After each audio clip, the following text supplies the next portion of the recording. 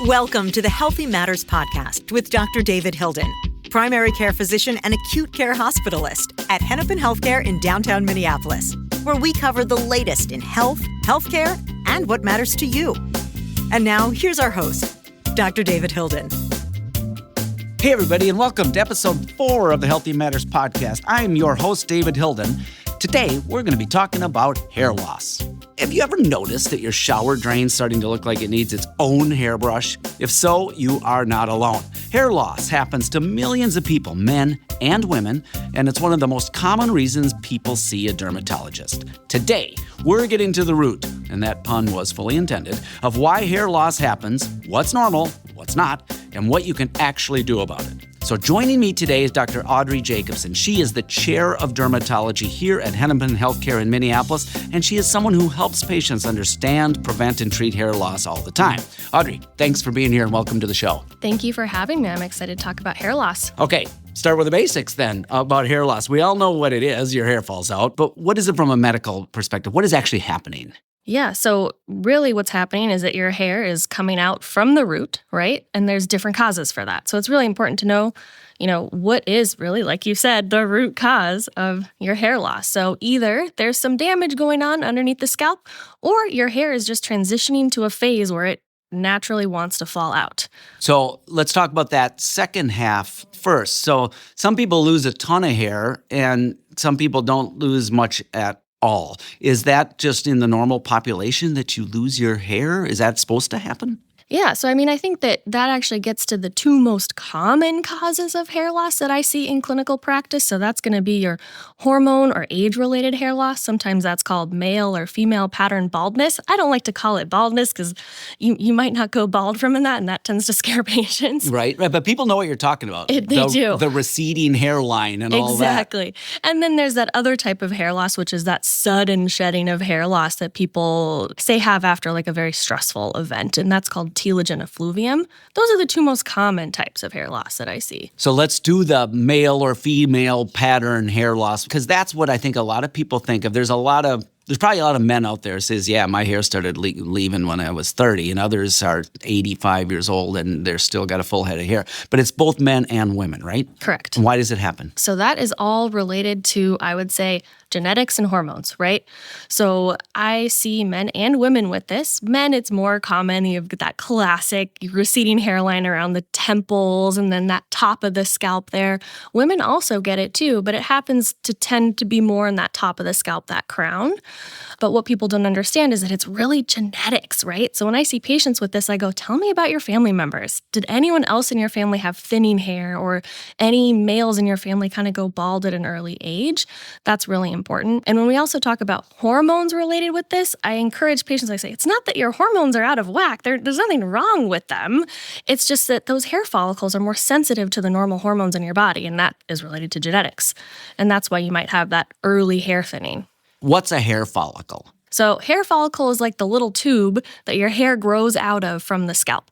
And that hair follicle is really important for the health of that hair. So in this hormonal type of hair loss, is that follicle okay? It's just that the hairs are, I don't even know, they're leaving the follicle in their entirety? This might get a little too nitty-gritty there. No, but I'm curious. We actually talk about miniaturization of hairs in androgenetic alopecia. Androgenetic is that genetic related and hormone related. Miniaturization of hairs? Okay, you got to tell me what that is. So when I do a hair exam, I am looking at someone's scalp like with a microscope, right? I am like all up in their scalp, and I see hairs with a normal diameter, and then I also see hairs that look really skinny. And when I see a lot of hairs that look really skinny, I say, hey, there must be some hormone-related changes going on to these hair follicles that is resulting in these like thinner hairs, and that can also lead hair to look thinner. Wow, I never even thought of that. And I did actually graduate from med school, Audrey. So I do have to say, when you decided what you wanted as specialty, here's what I want to do. I want to be a dermatologist so I can get all up in people's scalps. Is that what you were thinking? I don't actually know if I knew that was involved at the time, but here I am. Yeah, I don't think a lot of people know that. Your specialist for hair loss, folks, is your dermatologist. Mm-hmm. I can do a few things as your primary care doctor, but I digress.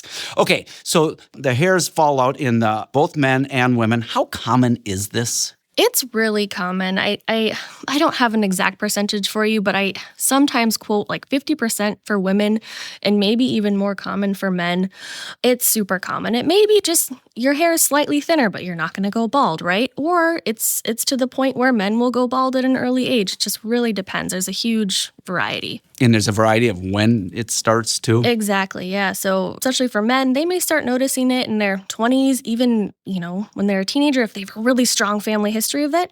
But for others, it might not be till their 30s, 40s, 50s even. Is it all genetic, or are there things we do in our lives that might make your hair loss worse? I think for that androgenetic or that male pattern or female pattern, that is typically just genetics, kind of luck of the draw. That being said, I see mixed hair loss too, right? Where you might just be living a really stressful life, have a stressful event, surgery, COVID. That leads to some sudden hair shedding, and then it might unmask this hormone-related hair loss that you might not have known you had. So there's definitely a mixed component, and we always want to treat both if we can. That's super interesting. So you mentioned earlier a big word, telluvium, something or other. That was what you said can be more sudden? Could you say more about, first of all, what was the word you used? Telogen effluvium. Telogen effluvium. Okay, listeners, get that into a cocktail party sentence. Yep. I dare ya. Telogen effluvium. What is that? So I'll break down that crazy Latin term for you, right? So telogen is that phase of hair that is going to shed, right? A lot of your hair is already in that phase. Like you're going to shed hair. Normal shedding is 50 to 100 hairs a day, right? So Whoa. I don't see it's kind of like a lot, right? It does seem kind of like a lot. Yeah. Effluvium is kind of this sudden shedding, right? The most common classic example I give that is you had a baby, 4 months later, you're like, why is my hair falling out, right? Or you had a surgery or you had COVID, a few months later, your hair just sheds. It will come back though. It just takes a long time. So stressful things in your life can lead to an acceleration of hair loss. Totally. Finals, I see it in college kids coming in. They're really stressed out. They just had finals and they're like, my hair's shedding, right? So it can be an emotional stressor, a physical stressor, really anything. So let's go to the other causes that might be under your scalp that are causing hair loss. What are they? So that, I think, is a more niche area of hair loss and one that you definitely want to be seeing a board-certified dermatologist for. So those are going to be your autoimmune or inflammatory type of hair loss. And that's where that hair follicle we talked about, that little kind of cylinder or sheath that the hair grows out of in the scalp, is somehow being damaged or attacked by your own body. I think alopecia areata is the best example of that. Many people, I think, have heard of alopecia areata. And alopecia simply means hair loss, right? True. Yes. Alopecia just means hair loss. So it's something destroying your hair follicles? Do they come back? Yeah. So alopecia areata is a really interesting one in that your hair can come back. So it's that hair follicle is kind of temporarily being attacked by your own body.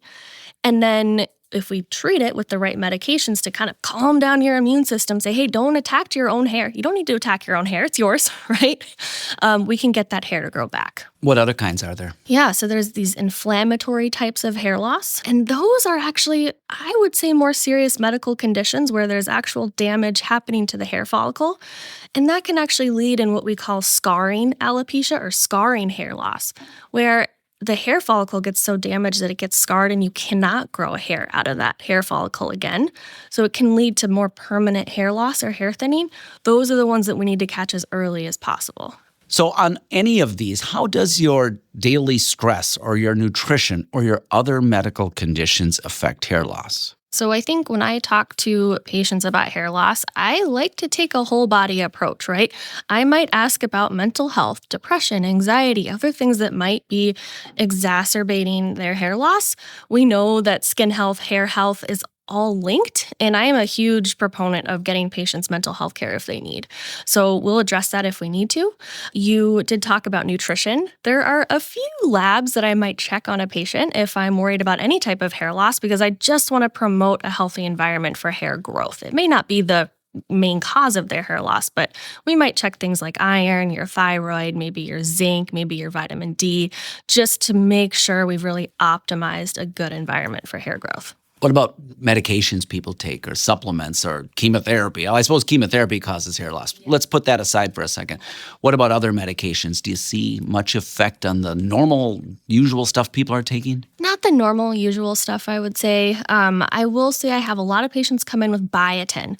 They're taking biotin. It's, supposedly magic for, hair, skin, and nails, right? That's not actually the case. We don't actually think biotin works that well, and it can actually mess up some lab values. So say a patient's on biotin, they come to see you to get their thyroid checked. It can actually mess up those thyroid values, or they might go to the emergency room for some chest pain. It can actually mess up those values we might check in the emergency department, like your troponin for heart health. So we actually encourage patients not to take biotin. Oh, that's a good tip. So there's probably nothing you need to be doing other than getting a good diet, a balanced diet. I'm going to say don't smoke because you're never supposed to smoke, folks, if you haven't figured that one out yet. You don't need to take extra supplements, things like that. And if you are experiencing some hair loss, go see a specialist. Which brings me to this question. What patterns might people notice in their own head that would cause them to come see you? I definitely want to see a patient if they're experiencing a sudden loss of hair, sudden bald spots on their hair, or if they're experiencing any scalp pain, burning, itching. Those are signs that, I want to see you as soon as possible.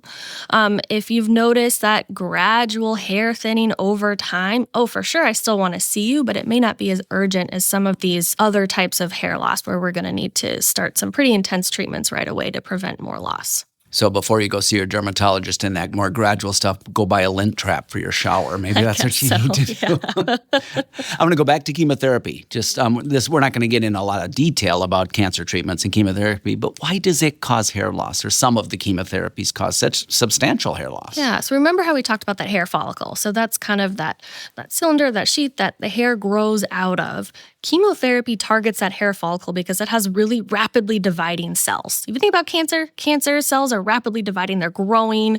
Hair follicles do the same thing. So chemotherapy doesn't know, right? And so it just attacks those hair follicles as well, and that can cause that hair to fall out because it's no longer in that nice, healthy environment for growth.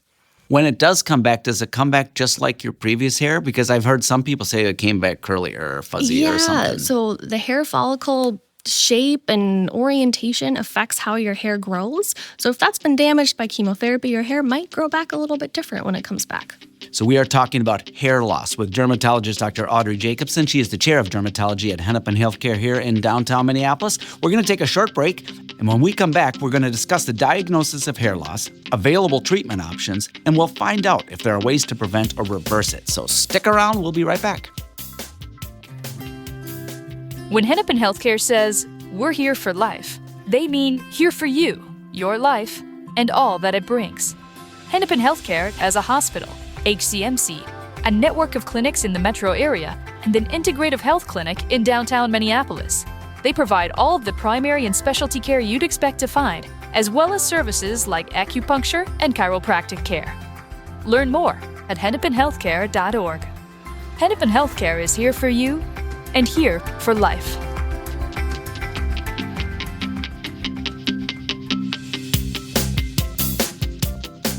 And we're back talking about hair loss with Dr. Audrey Jacobsen. So I see people all the time in primary care with hair loss, and I'm going to be really honest with you. I know precious little about hair loss. I really do. I don't know very much about it. So, folks, you can call your primary care doctor, but this is a specialty thing.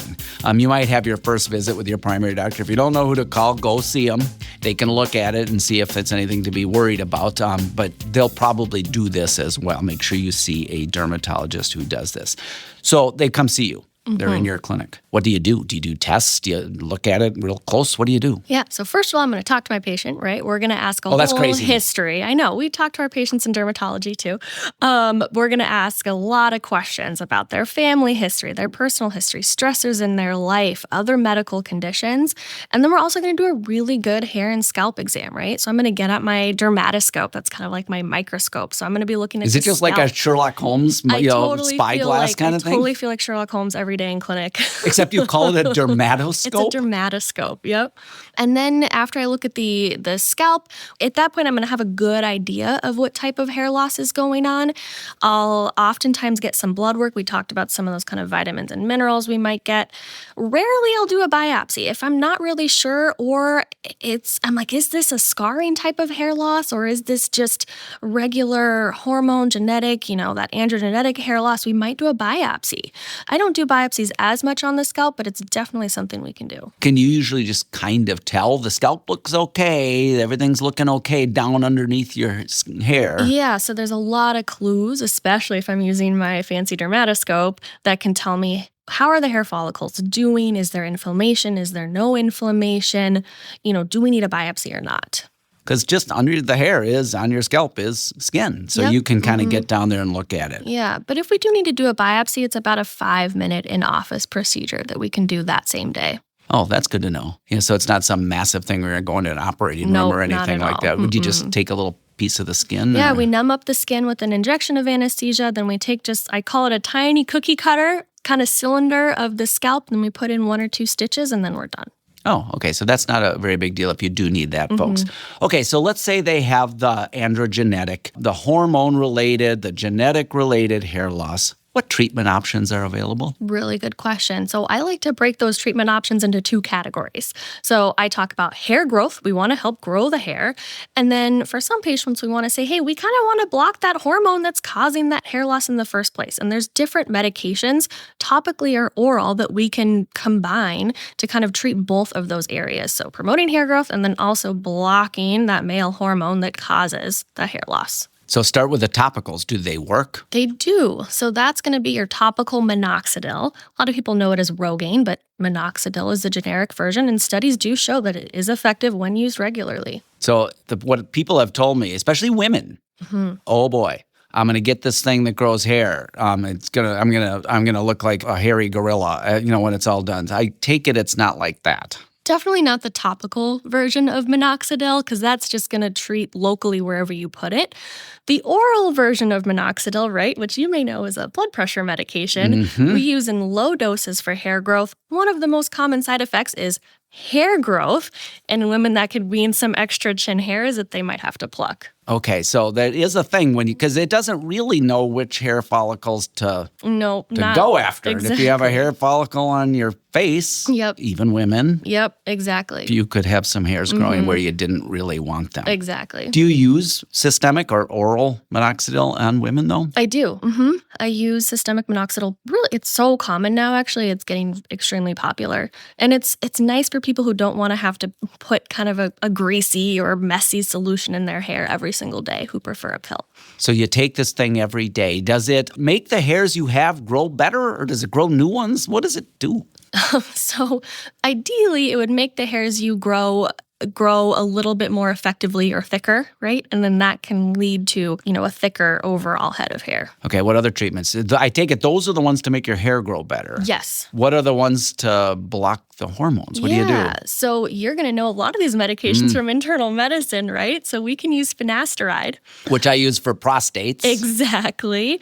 So finasteride I can use for men or women, actually, to block that male hormone that causes that hormone-related hair loss.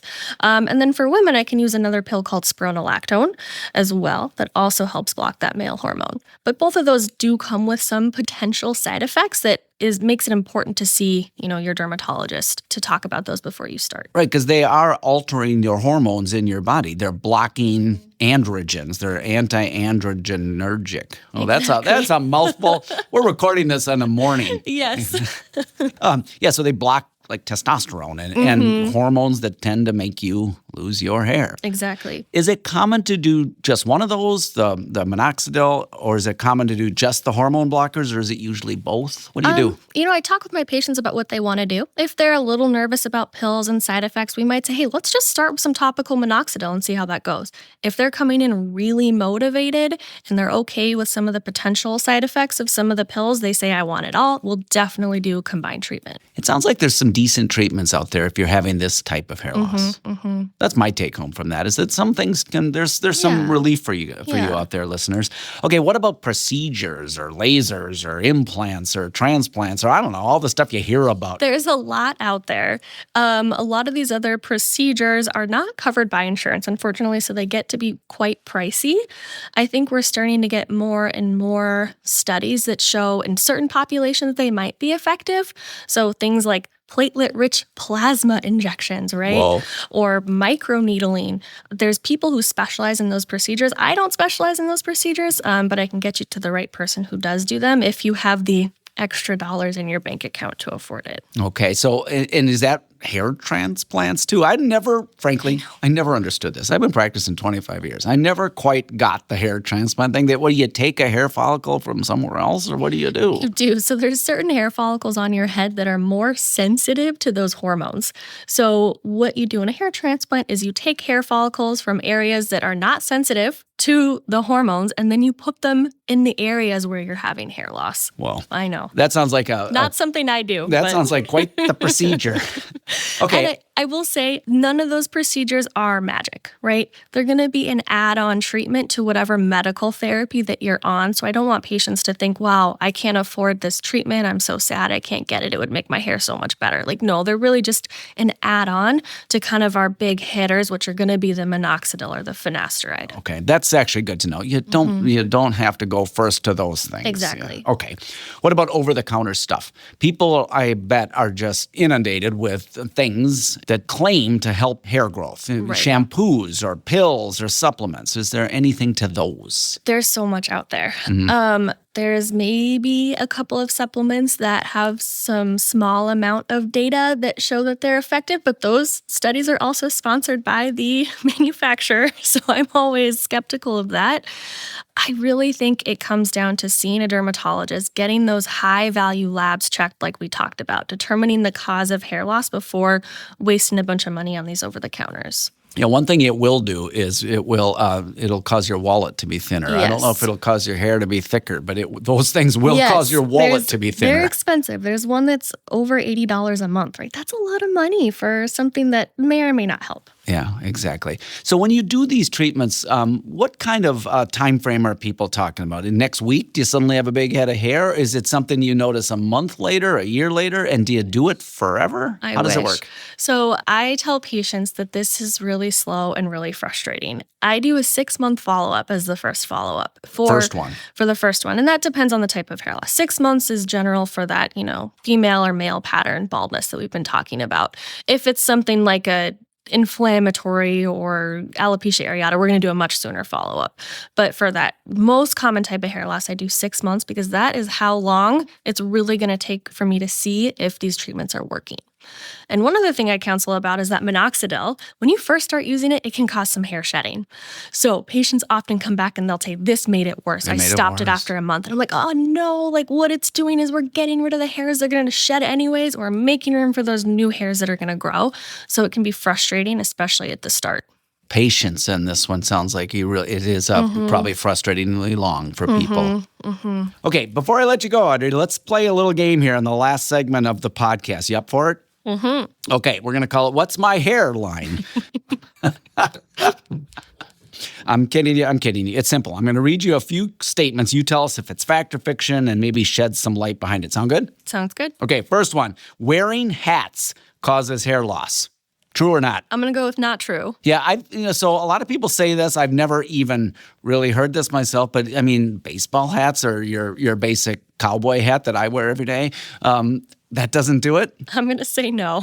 All right, that's a myth. Okay, number 2. Frequent washing and brushing your hair makes it worse. I'm going to say also not true to that one. The hair that's going to fall out is going to fall out. So what you're seeing when you wash or brush your hair is not necessarily making it worse. Okay, so you're just noticing it because it's in the shower drain, that kind of thing. Okay, number 3. Celebrities have some hair loss secrets that the rest of us don't know about. I wish that was true. They're probably just doing all the same things we're doing, but not talking about it. Or maybe they have a really good wig and you just don't know it. I think that they have some really good hairstylists. Yeah, I think that's probably what they have. Okay, lastly, in case people missed this earlier, hair loss is only a men's issue. Definitely false. Men and women both experience hair loss. I would actually say I see more women with hair loss in my clinic than men. I wonder why that is. Is that just because men kind of expect it? Probably. I think there's also a lot of social expectations around hair for women as well, and it's a huge part of identity for a lot of women. Okay. All right. Well, thanks. I liked that little lightning round game. That was fun. Now let's get back to one or two more questions before I let you go. So it can be, you just kind of touched on it, it can be emotionally draining for people. Maybe people identify as women more than men. But for everybody, about losing your hair, how can we help people cope with that confidence or that emotional side of hair loss? Yeah, for sure. I mean, I think seeing your dermatologist so you can start treatments and have that support is really important. For different types of hair loss, there's even support groups out there. So there's a support group for patients with alopecia areata. There's a support group for patients with scarring alopecia. So all those nationwide support groups are out there for patients. So we try to hook patients into those if we feel like it would be helpful. And that's really helpful. You are not alone. It is very common, is it not? It's really common. Yes. So, okay, Dr. Jacobsen, before I let you go, is there anything you'd like to leave our audience about the subject of hair loss? Gosh, I mean, I think you just said it in that you're not alone. There's treatments available, and there are dermatologists more than willing and excited to help you with your hair loss. Yeah, really good tip. Listeners, if you are noticing changes in your hair, talk to your dermatologist, your board-certified dermatologist. They are your experts when it comes to your skin, hair, and nails. Thanks for being here, Dr. Jacobsen. Thank you so much for having me. This was a lot of fun. It has been a lot of fun and informative. Listeners, I hope you agree with that. If you want to find more episodes of the Healthy Matters podcast, go to healthymatters.org or wherever you get your podcast. Thank you for listening to this episode, and we will be back in 2 weeks' time with another episode. And in the meantime, be healthy and be well. Thanks for listening to the Healthy Matters podcast with Dr. David Hilden. To find out more about the Healthy Matters podcast or browse the archive, visit healthymatters.org. Got a question or a comment for the show? Email us at healthymatters@hcmed.org or call 612-873-TALK. There's also a link in the show notes. The Healthy Matters podcast is made possible by Hennepin Healthcare in Minneapolis, Minnesota, and engineered and produced by John Lucas at Highball. Executive producers are Jonathan Comito and Christine Hill. Please remember, we can only give general medical advice during this program, and every case is unique. We urge you to consult with your physician if you have a more serious or pressing health concern. Until next time, be healthy and be well.